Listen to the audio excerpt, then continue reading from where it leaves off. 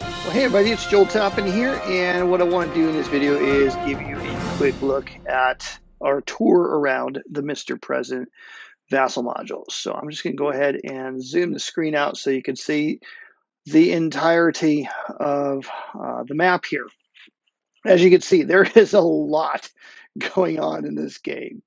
So I mean, there's already so much going on in the game that I don't want people fumbling with the Vassal module. So I've tried to make this as intuitive as possible. But there may be a few things that this video will help clarify so you're able to quickly find the things that you need in order to play the game. The game is set up for playing the normal sandbox scenario. There are no other scenarios built into the module. I haven't even looked at those because I haven't figured out how to beat the normal one. So that's basically where we are.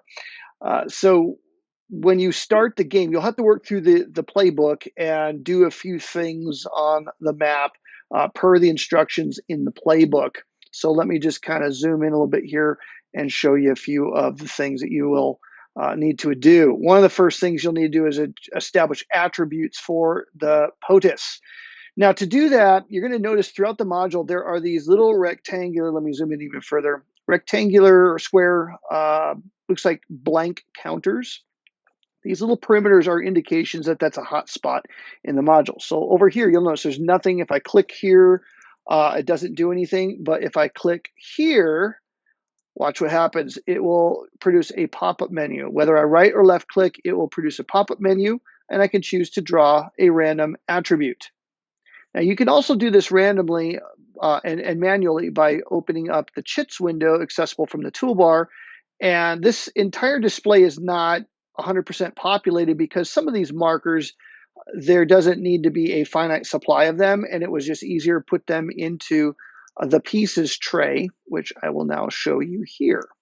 And those are organized according to markers, scandal, war, markers pertain to Russia, China, Iran, and North Korea.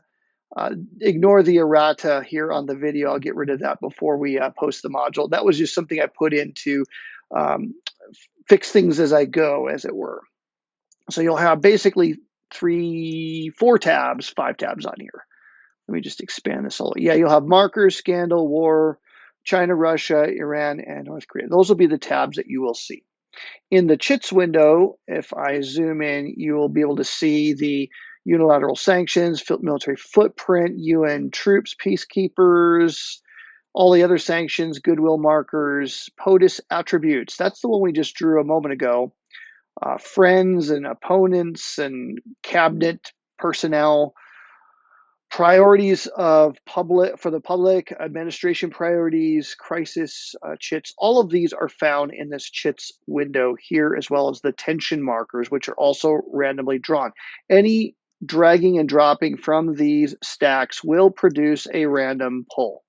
So that way you kind of know what's going on. So you could always, pull from here and drag it onto the map, but to expedite things, you can just click here, draw an attribute, and voila, there you go. So our president is media savvy. He's a team builder. He is also efficient, +4 presidential APs per turn. Now for the key cabinet officials, we draw a vice president. Here he is. That's just who we get. We draw for the chief of staff, and you'll see it drew out several markers here, and we pick one, and the others you can just right click and tell it to return to the cup. All right, so let's just imagine here for a moment. Actually, let me undo that. Yeah.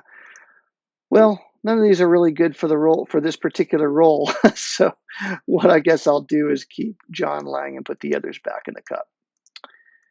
And we'll draw for the next one and so forth. So that's a pretty good one to keep. Basically, the number, you want a higher number on the left for this position, higher number in the middle for this position, higher number on the right for this position, as I understand it. But again, I've never won the game, so this is not a strategy video. And there you go. And that's basically how you will do this. Throughout the rest of your setup legislation priorities, click here, you can draw your random markers, or again, you can choose to do this manually, but that's basically how you're going to work things in the module. Now, some of these administrative legislative priorities, you will need to go into the CHITS window, find the priorities. You can right click and choose a specific counter, which will produce a stack like this. Say, I want to match Social Security. So I'll look for Social Security, select it, hit OK, drag and drop, and boom, that will be our #1 priority for the administration, our campaign promise. This will produce a random draw. Again, look for the little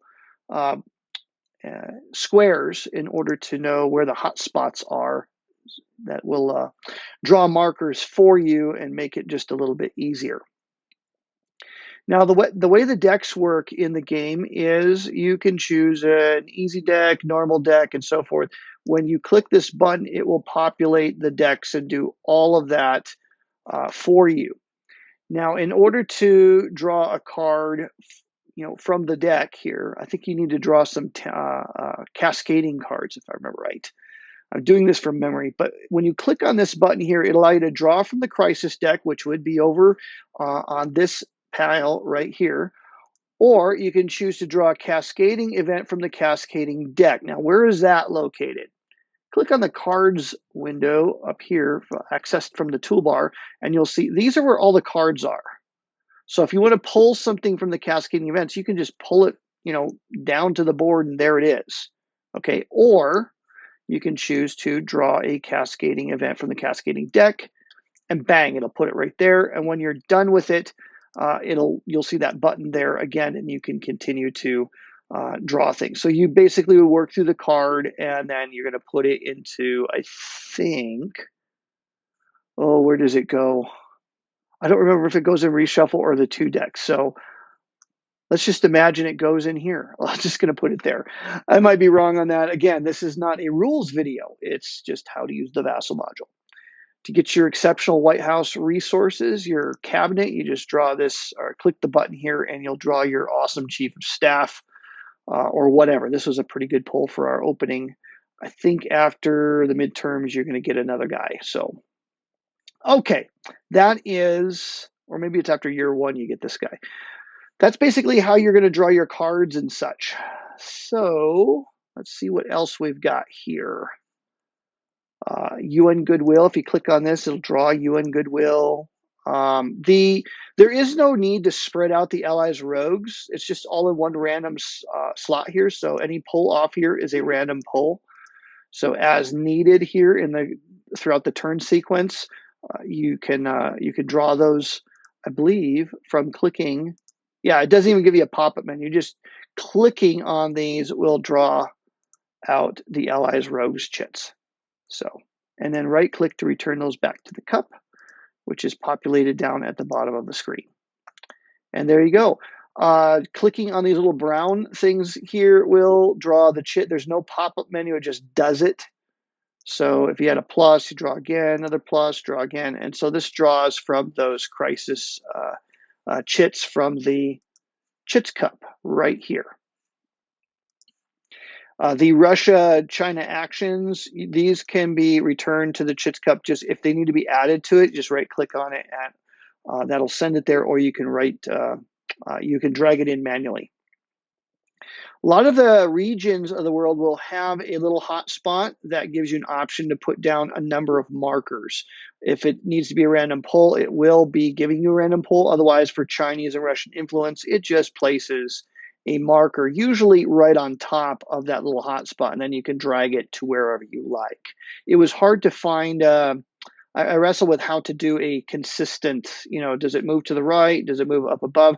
All the regions are a little bit different, so I just have it go right up on top of the marker, and then you can move it around. Clicking on tensions produces a pop-up because I don't want you to accidentally draw one really easily by just clicking on it. I have it as a pop-up menu because it's really easy to accidentally, click a hot spot in one of these regions.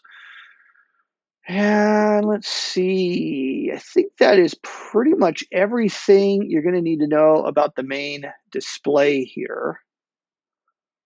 Yeah, everything should be set up again, like I said, for a normal game. All the pieces are populated in the correct areas. If you click on Wars, you will see the Wars display, which you can, again, manipulate the window to make it however you like. We did something a little bit. I did something a little bit different with the strength tokens. You just right click to increase, decrease. It's I don't even remember how high they go. I think it goes up to 10. No, it just keeps going. I don't know how high this thing goes. It probably goes all the way up to 100 or more. So basically, right clicking or using the control plus minus on your keyboard will get you going here with the strength on the war track. So just know that you right click on that and that will do whatever you need. And the rest of this really should be self-explanatory. There's nothing, I think, fancy schmancy about the wars display. Again, pieces that are miscellaneous. They're going to be in the markers tray, accessible from the toolbar. Scandal markers, again, are going to be there. Markers you might need for war are located up here. Remember, anything in the pieces tray creates an infinite number of. So I think we already have a war in, Central South Asia. So there he is right there. Allies are found in here. Enemies are found here. So some of these tabs, like War tab, produces 1, 2, 3 sub tabs. So that's, if you're struggling to find a piece, just pay attention to the tabs there, and you'll be able to find your way. And I think that's about it for those. Again, here's your dice up here. Don't blame me for bad die rolls. If you like to use a different die roller, or maybe use your own dice, sit at a table and use your own dice. That's a way that some people, because they really don't trust Vassal's dice for some reason, that's another option for you. I did put some play aids inside the Vassal module, the most commonly used ones I tried to put in here. So we have the Presidential Master Actions. Pages 1 and 2 are located in here. You can scroll around according to your screen. The domestic charts, we have pages 1 and 2 are in here. Diplomatic, we have pages 1 and 2. Military actions, basically all your core actions, I put those in here. But there's several booklets that if I were to produce in here, first of all, GMT doesn't want me to do that. But even if I did, it would really make for a huge file size because, there's substantial amount of information in those booklets.